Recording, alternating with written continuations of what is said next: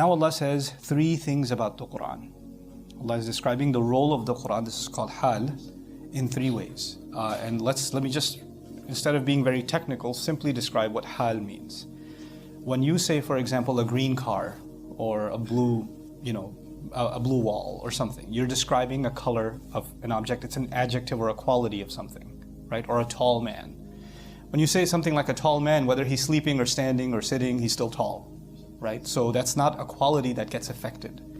A hal is not something that's a permanent quality that is dormant, meaning it's kind of embedded inside and it's there all the time. A hal is something that's living. For example, if I say a man walking is not a permanent quality, it's actually something you can see, it's an action, it's something taking place.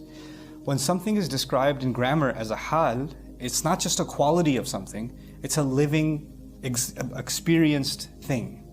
So what I'm getting at here is the three descriptions of the Quran are hal. That doesn't just mean they're descriptions of the Quran, that these are qualities that the Quran has, but these are experiences that come from the Quran. They can be experienced. They can be, they can be seen. They can be seen in action, right? So what are these three things that Allah describes as hal of the Quran? He says, hudan linnas, that's the first one. Then he says, wa bayyinatin min al-huda, that's the second one. Then he says, wal furqan, three things. And so over the next 3 days, we'll stop at each one. Hudan linnas, then bayyinatin min al-huda, then al-furqan. So let's talk today a little bit about hudan linnas. Simply translated, guidance for people. So what did I mean by hal? It means the guidance of the Quran isn't just some quality that it has, it's something experienced. It's something alive. It's something in action. It's as if it's like a living book. And its role is to actually serve as guidance.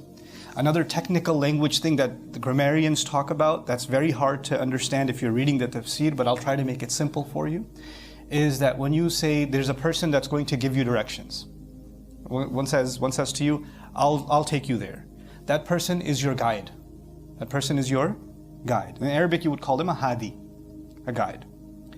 But that person is not your guidance. There's a difference between guide and guidance. The one who's guiding you is simply a guide, but not guidance itself. Guidance is a much bigger concept. The Quran is our guide. So the expected word is actually hadiyan. Hudan linnasi wa bayyin, where he says hudan linnas, unzila fihi al-Quran hadiyan, as a guide. But he says as guidance. Now what difference does that make? When the infinitive is used, in simple English what that means is that you can't possibly get guidance anywhere else.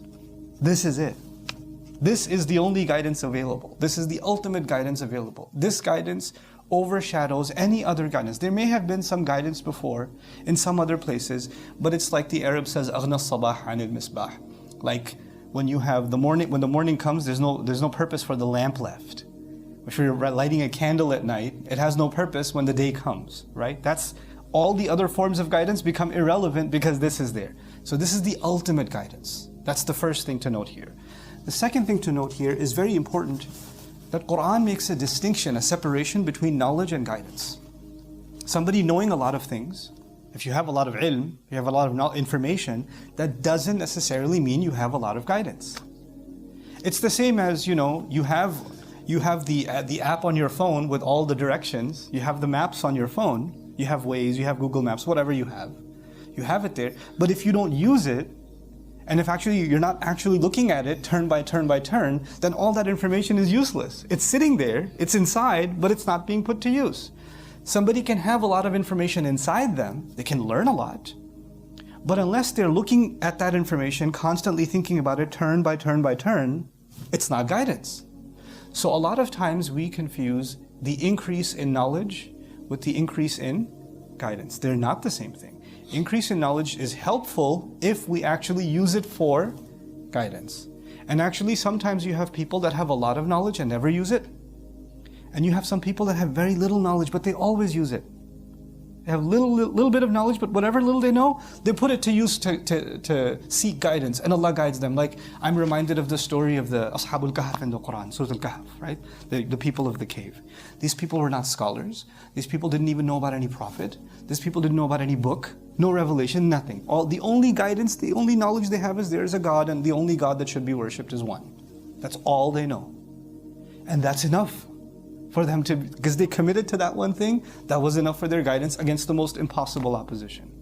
So that's the first thing here when Allah says Quran is guidance, meaning a lot of times when we say I'm learning Quran, we emphasize the learning of the knowledge of the Quran, the grammar of the Quran, the tafsir of the Quran, the ilm of the Quran, the tafsir studies of the Quran, the academics of the Quran.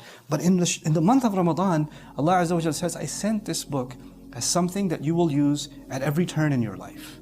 And it'll come to life at every turn in your life. Like counsel. Like, for some of you, whenever there's an important decision that has to be made, you call a friend. Hey, I just got this call. What should I do? Hey, I received this email. How should I respond? I have this offer. What should I take this job or not take this job? You have someone in your life that you go to at every important turn. You text them right away. That's the kind of role Quran wants to play in your life, in my life. There's a choice that comes. I'm going to look in Allah's book. What would Allah want me to do? And that guidance will come to life. It'll actually come to life. That's actually the role of Allah's book. Hudan linnas. Now the last portion of this, which is linnas. For people. Allah is describing here, some people, as they get closer to religion, they think, well, if I come to the Quran, then things are going to get harder for me. Because Quran's going to want me to do things that are hard, that are, my feelings go this way, but Quran wants me to go that way. Right? So it's going to be uncomfortable. It's going to make things more difficult. Allah says in this ayah, this guidance that Allah has offered in the Quran is for your benefit. It's for the benefit of all people. And that all people is so important because the devil comes to people and says, Quran is good for that person, this religious person over here, this guy has a long beard, it's good for him. But I have a different problem. Quran can't guide me. It's for them. I have a different situation. Allah says this is guidance for all people, Muslim, non-Muslim, religious, not religious, knowledgeable, not knowledgeable, practicing, not practicing. It doesn't matter. Allah sent this book to guide the hearts and the minds of anyone who wants to seek its guidance. And it will come to life for them. And it will be there for their benefit. The lam here is for benefit. In other words, whatever guidance Quran gives you, the guarantee is that is the better road for you. That's actually, no matter how painful it looks, no matter how excruciating it looks, no matter how much you tell yourself, I can't possibly do this. This may be something somebody else can do, I can't do it. Allah says every single human being can do what I'm asking them in this book. They're capable of it. If they were not capable of it, Allah would not make Quran for all of humanity. Allah would make Quran for some people. But Allah made Quran for all of humanity. All of them. At whatever level they are. However far they are from Allah, however close they are to Allah, Quran is still guidance for their benefit. So long as they are breathing, Allah has not given up on them, Quran is still a light for them.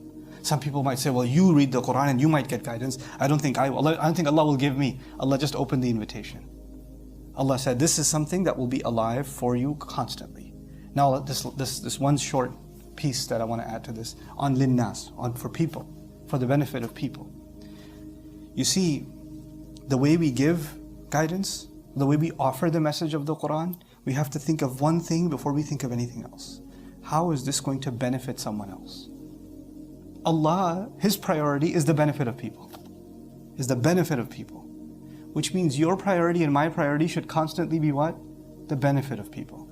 If the conversation is not going to be beneficial, then you shouldn't be having that conversation. The way in which Quran is presented, the way in which we share its message needs to be a way in which that people can see that you're saying this for my benefit. When you're yelling at someone, when you're insulting someone, you say, I'm doing this for your own good. Nobody thinks you're doing it for my good, bro. If you were doing this for my good, you wouldn't be talking so badly. You see? So when Allah says it's for the benefit of people, there's a mercy that entails in it. Here's the last thing. The month of Ramadan, the Muslims are very focused on themselves. Worship, fasting, iftar, taraweeh, you're constantly around. Some people take off from work. People say, I'm not going to go to the office. I'm not going to talk to my friends. I'm not going to do anything else.